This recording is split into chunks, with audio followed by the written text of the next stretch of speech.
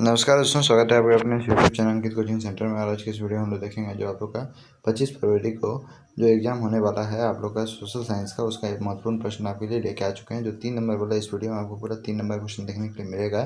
तो इस वीडियो के डिस्क्रिप्शन में व्हाट्सएप ग्रुप और टेलीग्राम ग्रुप का लिंक है, उसे जाकर जरूर ज्वाइन करें, जिसमें सबसे पहले अपडेट आपको सबसे पहले अपडेट आपको मिलेगा ये यूट्यूब के चैनल के बारे में और बहुत सारा चीज़ जो झारखंड में आपका हो रहा है।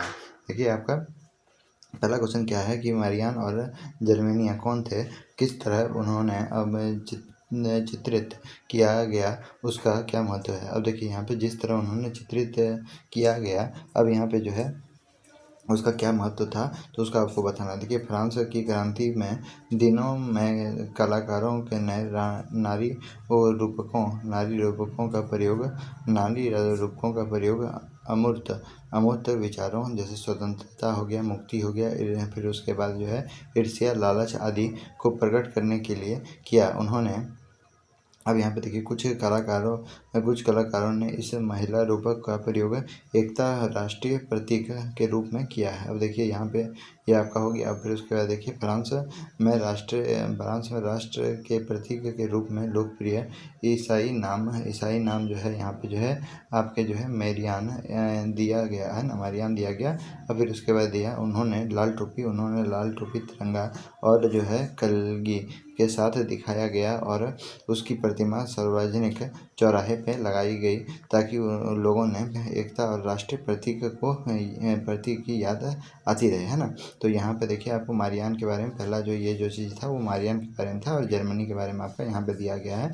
जर्मनी के बारे में आप लोग का क्या था कि उसको जो है फिर उसके बाद यहाँ पे आपको बताया कि टोपी, तिरंगा और आपकी कलगी के साथ जो है दिखाया गया और उसकी प्रतिमा सार्वजनिक चौराहे पर लगाई गई, ताकि लोगों एकता और राष्ट्रीय प्रतीक की याद आते रहे। इसी प्रकार जर्मनी के बारे में फिर आपको बताया, राष्ट्र की प्रतीक के रूप में जर्मेनिया है ना, जर्मेनिया को रूपक माना गया। अब यहाँ पे बताया उसे बलूत वृक्ष और पत्तों के मुकुट से सजाया गया, वो क्योंकि जर्मनी के बलूत की वीरता का प्रतीक माना जाता है। तो यहाँ पे देखिए ये मुख्य रूप से क्या है कि अपने देश को याद करने का जो है एक जो है तरीका है। जैसे हम लोग बोलते हैं ना, जैसे हम लोग बोलते हैं भारत माता की जय, तो भारत माता को देखिए एक औरत से दर्शाया गया है ना, माँ से दर्शाया गया है। तो वो चीज़ जो है वो उसके हाथ में क्या क्या था, तो उसका जो फोटो देख करके आप जो है समझ सकते हैं क्या नहीं।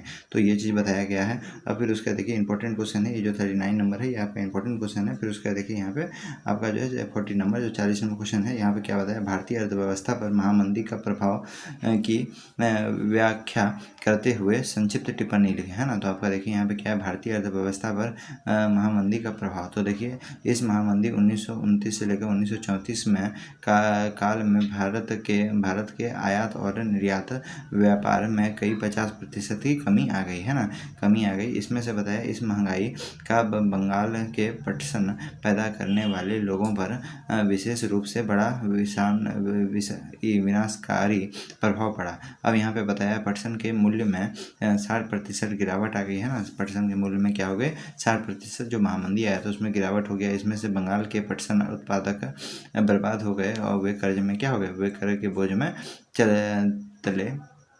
बोझ तले दब गए, है ना। अब यहाँ पे देखिए गौ नंबर क्या लिखा हुआ है, छोटे छोटे किसान भी इस बर्बादी से न बचे, है ना। इस बर्बादी जो हुआ था, जो छोटा किसान का और दुर्गति था, तो उसमें बताया उनकी आर्थिक दशा खराब होती जा रही थी। सरकार ने उन्हें भूमि कर तथा अन्य करों में कोई कमी ना की, है ना। तो कर में यहाँ कमाई हो भी नहीं रहा था और कर जो है इन पर बहुत ज़्यादा लगाया जा रहा था। और देखिए 1930 में शुरू होने वाले सिविल अवज्ञा आंदोलन इस आर्थिक मंदी की सीधा परिणाम था, है ना, सीधा परिणाम था, क्योंकि ग्रामीण क्षेत्र अशांति का क्षेत्र बन चुका था, है ना। अशांति का क्षेत्र क्या हुआ था, बन चुका था। तो ग्रामीण क्षेत्र का जो है जगह सब। अब देखिए आप लोग का नेक्स्ट क्वेश्चन देखिए क्या है।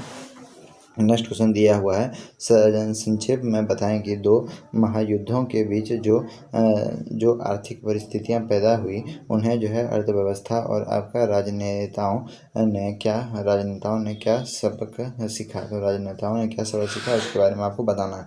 तो देखिए यहाँ पे अंतर युद्ध के आर्थिक अनुभव बहुत खराब थे, है ना। यहाँ पे देखिए, यहाँ पे लिखा हुआ है अधिकतर देश बर्बाद हो गया और बहुत से शहर नष्ट हो गए थे, है ना। बहुत से शहर क्या हो गए, नष्ट हो गए।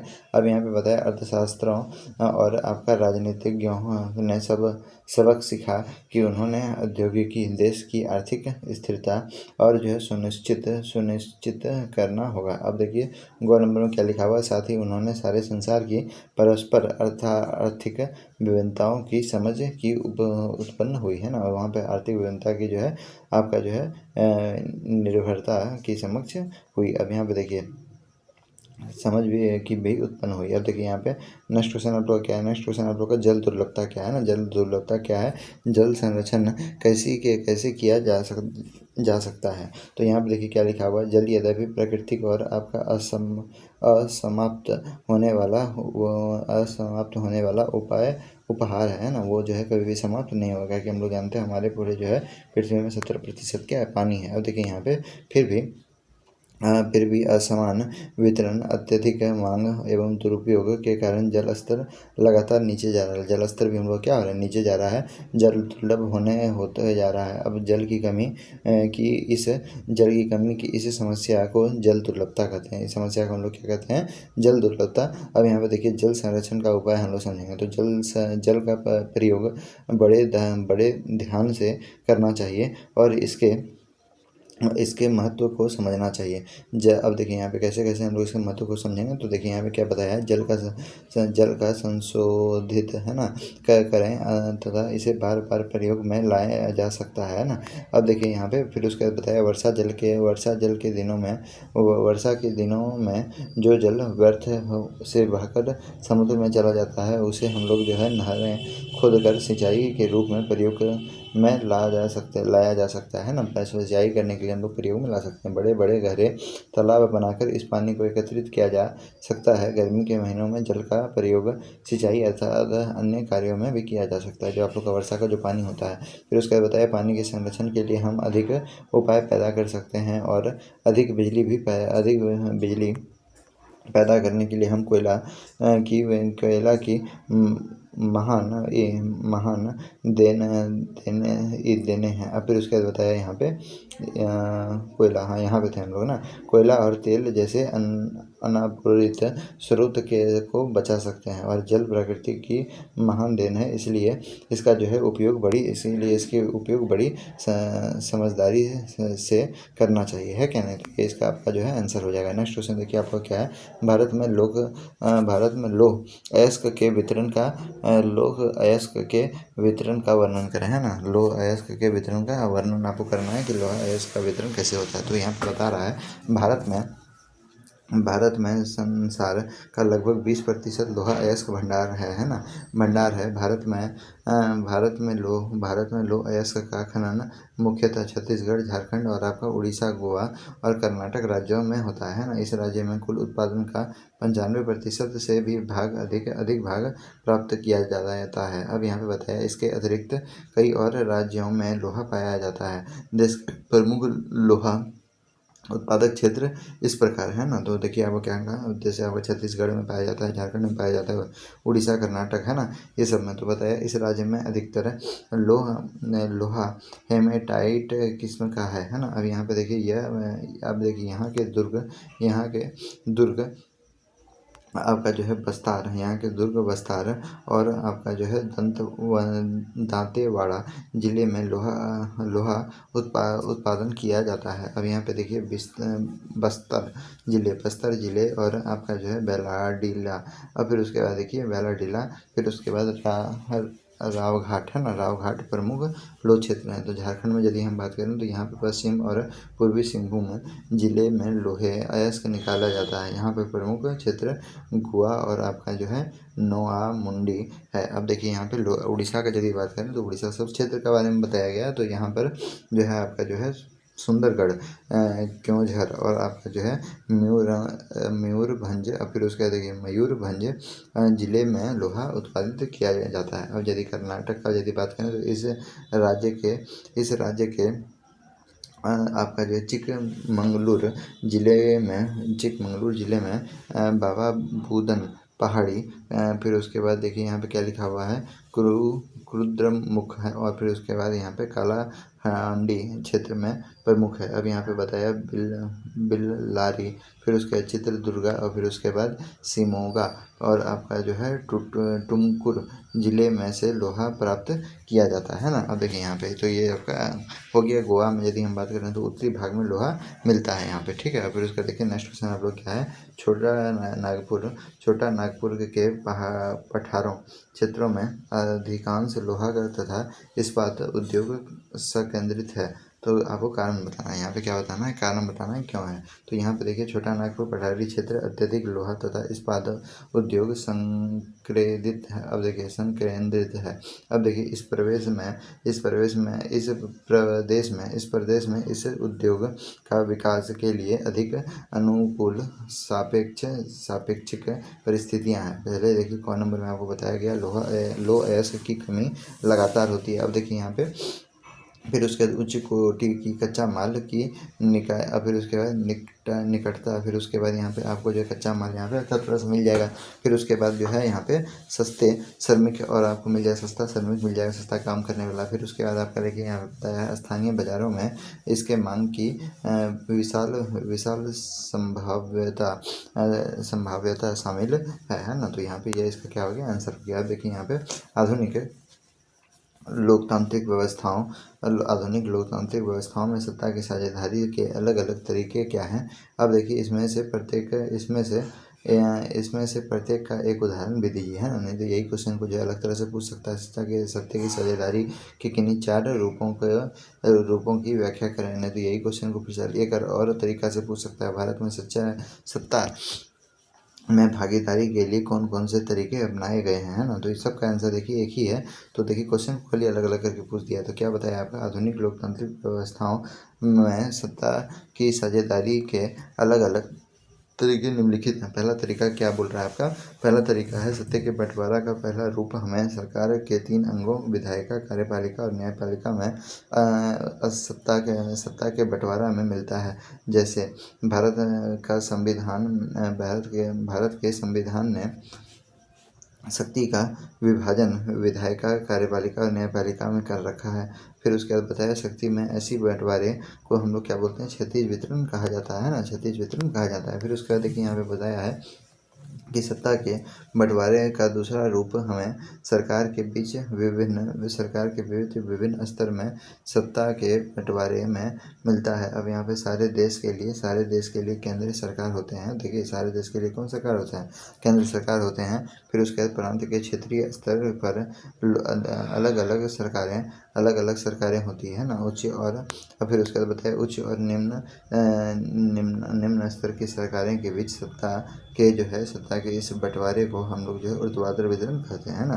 तो जो है आपका जो है केंद्र सरकार और आपका राज्य सरकार के बीच को ही जो बंटवारा होता है उच्च और निम्न, इसी को बताया गया है। तो हम लोग उसको ऊर्ध्वाधर वितरण कहते हैं। भारत के संविधान में केंद्र और राज्य सरकार में शक्तियों को अलग अलग सूचियों में बांट दिया गया है। अब यहाँ पे देखिए गौ नंबर आपको क्या बोला गया है कि सत्ता में कई बार बंटवारा सामाजिक समूह जैसे आपका भाषा समूह और आपका धार्मिक समूह में भी कर दिया जाता है। अब फिर उसका बताया बेल्जियम की सामुदायिक सरकार की इस व्यवस्था का एक उत्तम उदाहरण है। फिर उसका देखिए ख नंबर में आपको क्या बोला है कि कई बार सत्ता का बंटवारा राजनीतिक दलों एवं दबाव समूह में भी किया जाता है ना। यदि अनेक पार्टी मिलकर सरकार का निर्माण करती है तो सत्ता का बंटवारा विभिन्न पार्टियों में कर दिया जाता है। कई बार इन पार्टियों में किसी विशेष विभाग के लिए जो है होड़ भी लगी रहती है ना, होड़ भी लगा होता है कि हमको जो है इस विभाग का क्या बना दीजिए, मंत्री बना दीजिए, है ना। यहाँ पे देखिए इसके लिए होता है कि बहुत सारा सत्ता का बंटवारा गठबंधन सरकार करके बनाता है, सबका बात मानना पड़ता है। भारत में भी अब मिलजुल कर सरकार का बोलबाला होने लगा है ना, होने लगा। फिर उसके बाद देखिए यहाँ पे कि आप लोगों का क्या लिखा हुआ है, हाँ कहाँ चला गया बोलबाला, 1 मिनट रुकिएगा देख लेते हैं आपका। हाँ यहाँ पे मिल गया, बोलबाला होने लगा है। अब फिर उसके बाद देखिए यहाँ पे फिर उसके बाद डेनमार्क में भी अनेक राजनीतिक दल हैं जो सत्ता का बंटवारा कर सरकार चलाते हैं ना भाई। तो ये आपका आंसर हो गया। अब देखिए यहाँ पे विकेंद्रीकरण किसे कहते हैं ना, विकेंद्रीकरण किसे कहते हैं, इसे इसकी आवश्यकता क्यों पड़ती है और इनके लाभ आपको बताना है ना, इसके लाभ आपको क्या करना है, बताना है। तो यहाँ पे देखिए आपका क्वेश्चन है, जब केंद्र और राज्य सरकार से शक्तियाँ लेकर स्थानीय सरकारों को दी जाती है तो इसे सत्ता का क्या कहते हैं, विकेंद्रीकरण कहते हैं। तो क्या बताया इसमें, राज्य सरकार से शक्ति लेकर के स्थानीय सरकार को दे दिया जाता है तो इसे शक्ति का क्या कहते हैं, विकेंद्रीकरण, सत्ता का विकेंद्रीकरण कहते हैं। विकेंद्रीकरण की क्यों जरूरत होती है, इसके अन्य कारण जिसमें से प्रमुख निम्नलिखित है ना। तो निम्नलिखित कारण देखिए क्या क्या है।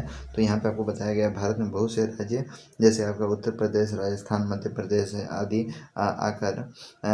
आकार में इतने बड़े हैं कि राज्य की सरकार अपने विभेद इकाइयों की ओर पूरा ध्यान नहीं दे सकती है ना। तो पूरा ध्यान नहीं दे सकता क्योंकि वो राज्य सब बहुत ज़्यादा बड़ा बड़ा है ना। तो यहाँ पे बताया इसलिए उनका जो है प्रबंध पूरी तरह से ठीक नहीं हो पाता है। तो अब यहाँ पे क्या होता है, तो आपको सत्ता का विकेंद्रीकरण होता है। विकेंद्रीकरण से यह मसला हल हो जाता है ना। तो ये इसका आंसर हो जाएगा। फिर उसका देखिए यहाँ पे बताया गया है कि कुछ जो है कुछ राज्यों में अनेक भाषाई वे लोग रहते हैं ना। फिर उसके बाद अनेक जातियों के लोग रहते हैं और अनेक धर्मों के लोग रहते हैं, जिन सबका आकांक्षाओं को पूरा करना राज्य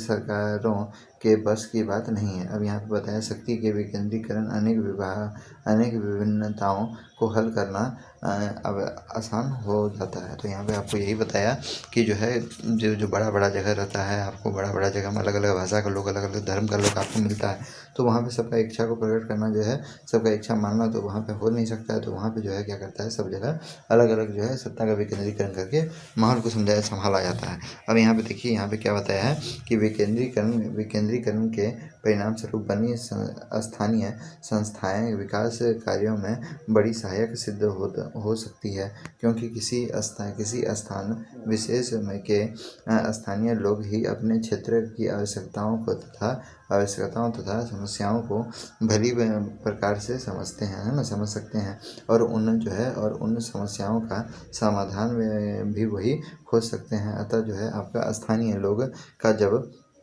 सहयोग मिलता है तब जो है विभिन्न स्थानीय कार्य आसानी से संपन्न हो जाता है। अब बताया राजनीतिक लोगों को यह सहयोग स्थानीय संस्थाओं के द्वारा ही प्राप्त होता है ना। तो यहाँ पे बताया कि सत्ता के विकेंद्रीकरण में क्या होता है कि जो आपका जो लोग सब जो आदमी सब जो होता है वो सब जो है आपका कोई भी काम जो है अच्छा तरीका से कर सकता है, क्योंकि अपना गाँव को जानता समझता है। ठीक है। अब देखिए यहाँ पे विकेंद्रीकरण के लाभ। अब विकेंद्रीकरण का लाभ क्या होता है, तो इसको हम लोग देखते हैं।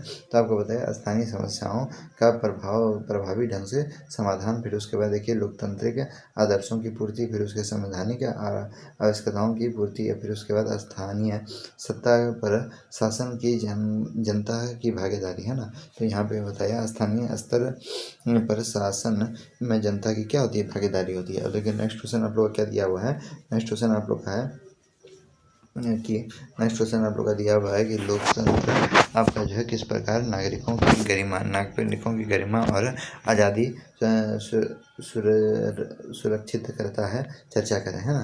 तो यहाँ पे आपको जो है इसका आंसर आपको बताना है। यही क्वेश्चन को पलटा के लिख दिया है कि लोकतांत्रिक व्यक्ति की गरिमा से वृद्धि किस प्रकार करते हैं। तो इसी का आपको आंसर देना है, दोनों का आंसर आपका सेम होगा। तो यहाँ पे देखिए क्या लिखा हुआ है कि प्रत्येक व्यक्ति अपने साथ के लोगों से सम्मान पाना चाहता है ना। अपने जो साथ में अगल बगल रहता है सबको सम्मान पाना चाहता है। लोकतांत्रिक व्यवस्था में नागरिकों को भाषण देने और अपने विचार को व्यक्त करने की पूर्ण क्या है, स्वतंत्रता है। कोई भी आदमी अपना बात को रख सकता है सबके सामने, किसी को भी रोका नहीं जाता है। अब देखिए लोकतांत्रिक व्यवस्था में कभी राजनीतिक दलों को चुनावों में और चुनाव से पहले और चुनावों के बाद स्वतंत्र रूप से कार्य करने की आज्ञा होती है ना। तो यहाँ पे बताया कि आपको जो लोकतांत्रिक व्यवस्था में जो सभी राजनीतिक दल होते हैं वो सब अपने से ही काम कर सकते हैं। फिर जो चुनाव में पहले और चुनाव के बाद स्वतंत्र रूप से कोई भी काम हो सकता है। देखिए लोकतांत्रिक व्यवस्था में सभी वर्गों और धर्मों का सम्मान किया जाता है ना। सभी धर्म का, सभी लोग का क्या किया जाता है, सम्मान किया जाता है। फिर उसका देखिए 45 नंबर आपका क्वेश्चन क्या है कि अपने क्षेत्र के बाजार में जाने पर उपभोक्ता के रूप में अपने कुछ कर्तव्यों का वर्णन करें, है ना। तो आपको जो है अपने क्षेत्र में बाजार जो होता है, तो आप उपभोक्ता हुए सामान लेने के लिए, तो उसके बारे में आपको बताना है ना। तो यहाँ पे देखिए क्या लिखा हुआ है, आंसर इसका क्या हो जाए। ये क्वेश्चन को देखिए आपको पलटा के 2 बार दे दिया अथवा अथवा करके, तो उसका आपको आंसर बताना है। तो यहाँ पे देखिए क्या होगा कि उपभोक्ता अपनी एकजुटता का प्रदर्शन आपका जो है शोषण के विरुद्ध अपने अधिकारों और कर्तव्य को जानकर कर सकते हैं। और यहाँ पे बताया उन्हें जागरूक रहने की आवश्यकता है। यदि उपभोक्ता यह चाहता है कि उसके अधिकार सुरक्षित रहे, तब उन्हें कुछ कर्तव्यों का भी पूरा करना पड़ेगा, वो कर्तव्यों को भी पूरा करना पड़ेगा। और ऐसे कर्तव्य निम्नलिखित हैं, तो कौन कौन सा कर्तव्य को पूरा करना पड़ेगा, देखिए इसका आंसर क्या होगा। अब देखिए क नंबर में आपको लिखा हुआ है कि उपभोक्ता का यह कर्तव्य है कि बाजार में सामान खरीदते समय वह उसकी गुणवत्ता की अवश्य देखें, है ना। अच्छा होगा यदि वे जो है गारंटी लेना ना भूलें, है ना। गारंटी यदि ले लेंगे तो ठीक रहेगा। अब यहाँ पे देखिए उपभोक्ता मतलब क्या, कंज्यूमर जो सामान खरीद रहा है, उपभोक्ता के लिए यह उचित व लाभकारी होना होगा कि वे जहाँ तक संभव हो सके वही माल खरीदें जहाँ पर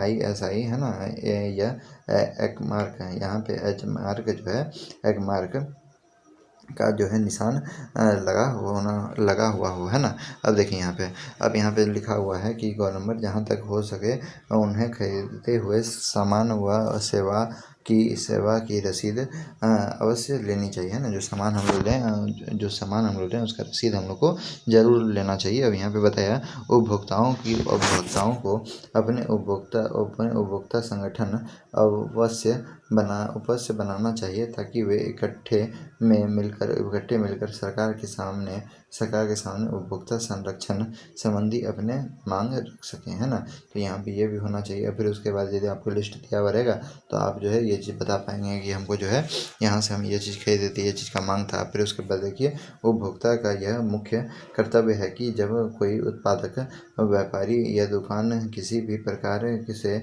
उसे ठगने की कोशिश करे, तो वह चुपचाप ना बैठा जाए, है ना। वो चुपचाप नहीं बैठे, वरना उपभोक्ता अदालत में उसकी शिकायत अवश्य करें, है ना। उसकी जो है क्या करें, अदालत में उसकी शिकायत अवश्य करें, है ना। आपको चुपचाप वहाँ पर रहने का जरूरत नहीं है, क्योंकि आप स्वतंत्र देश के स्वतंत्र नागरिक हैं, है ना।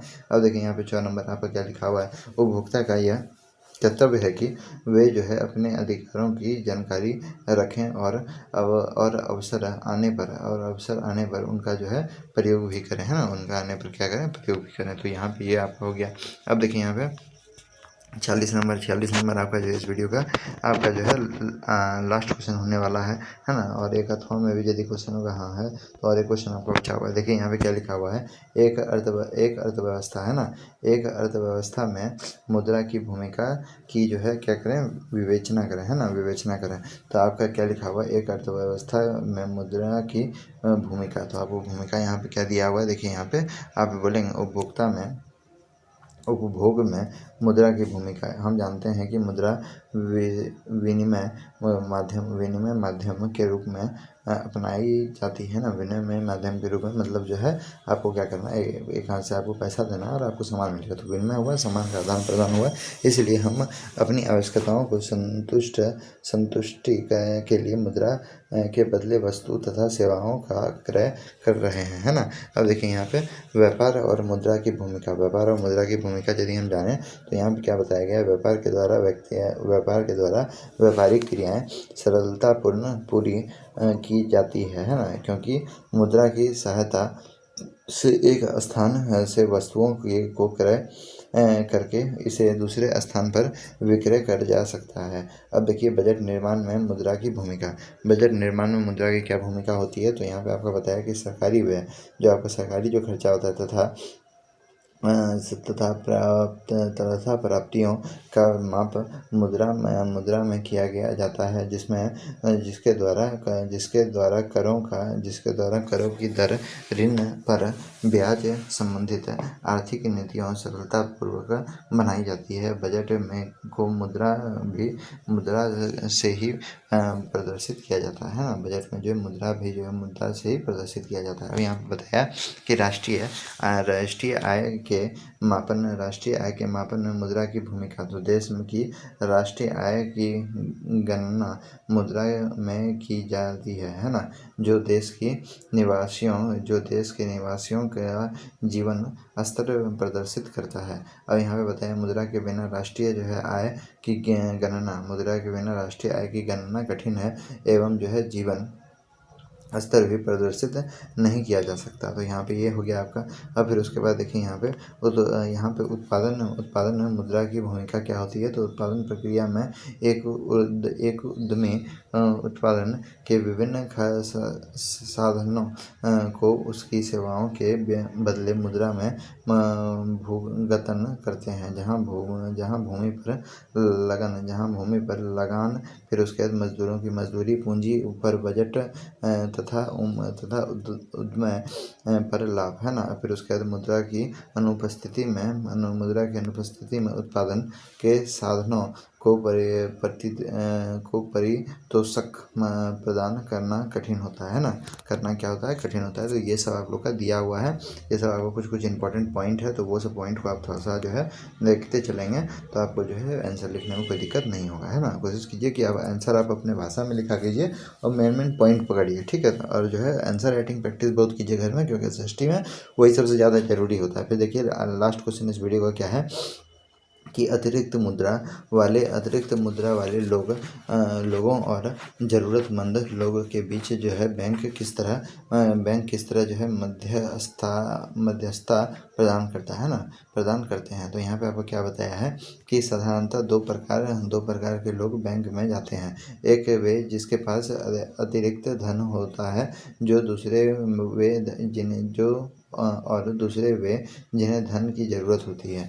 बैंक इन दोनों प्रकार के लोगों के बीच मध्यस्थता प्रदान करता है ना। मध्यस्थता प्रदान करता है जिसके पास अधिकतर धन होता है। एक जमाकर्ताओं को बैंक खुद देती है और जिन्हें धन की ज़रूरत होती है उन्हें बैंक खुद प्राप्त करती है ना। तो वहाँ पे बताया कि एक तरफ से वो जो है जिसके पास ज़्यादा पैसा उससे पैसा लेता है ना। जो पैसा वो जमा किया बैंक में और उसी को जो है ऋण वाला को पैसा दे दिया। फिर उसके बाद इसको कुछ ब्याज लगा दिया, जिससे जो फायदा हुआ कुछ पैसा इसको भी दे दिया और कुछ पैसा अपना भी क्या किया, रख लिया। तो वही यहाँ पे बता रहा है। अब यहाँ पे बता रहा है कि धन कर्जा लेने वाले बैंक खुद ऊंची दर लेते हैं और जबकि जमाकर्ताओं को वे खुद से कम दर देते हैं और इस प्रकार उन्हें के पास जो धन बच जाता है उससे ही वे अपने काम चलाते हैं। और बैंक का मध्यस्थता से सब वर्गों का कल्याण हो जाता है, साथ में बैंकों का भी, साथ में किसका भी, बैंकों का भी। तो ये सब आपका जो है आप लोग का जो है क्लास 10th के लिए जो आप लोग का 25 फरवरी को जो आप लोग का एग्जाम होने वाला है उसका ये इंपॉर्टेंट आपका वीडियो था। और इसमें जो है आपका बहुत सारा क्वेश्चन जो है आप लोग का इस वीडियो से आएगा। तो मिलते हैं नेक्स्ट वीडियो में। जय हिंद, जय भारत।